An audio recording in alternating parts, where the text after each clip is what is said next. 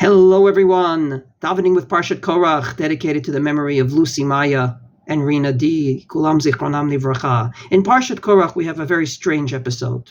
After the rebellion, in order to quiet it down, God says, take machtot, and the one that God will choose, there'll be a heavenly sign, and ultimately that will quiet down the rebellion. The next day, namely, right when it's fresh in their minds, God says to Moshe, take those machtot and make them a tzipui lamizbeach, make them an ornament to the altar.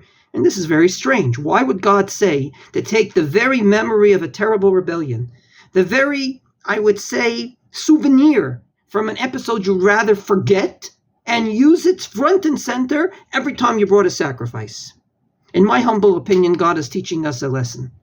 And that is, don't ever say about anything in the world that it's terrible and awful. Just like you should never say about anything in the world that it's beautiful and wonderful. What you should say is, how are you going to use it? Indeed, we have beautiful gifts in this day and age. Technology, fast internet, indoor plumbing, fast food, so many wonderful things. Are we using it for the right reasons or for the wrong reasons? The very same computer could be used in order to get closer to God. Endless shiurim online, not to mention you can stay in touch with people via Facebook and social media and email and whatnot.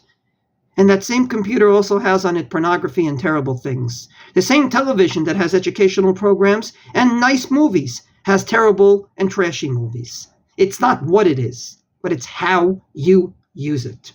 There's a halacha in Shulchan Aruch about davening, and that is the following. If someone has a beautiful voice and uses it in davening in order to get closer to God and to elevate the congregation, it's wonderful. But if he uses that very same voice with the same words, and yet he's only doing it to show off, then it's awful and it's disgraceful. I believe that when we come to Parshat Korach, we have to promise ourselves one thing. Don't ever say about anything in the world that it's great the way it is, but rather it's how we use it. If we come into shul and we use the gifts that God gave us, be it our beautiful voices if we have one, be it the tunes that we have in our mind, and we do it not for self-enjoyment, but rather to get more spiritual, to get closer to God, to elevate the congregation around us, it should be encouraged. But if we're doing it only to show off, if we're doing it only for self-enjoyment, then it should be discouraged and not ever used in shul. Wishing everyone a good Shabbos, and Be'ezrat Hashem, may we use all the gifts that God gave us for the right reasons. Shabbat Shalom.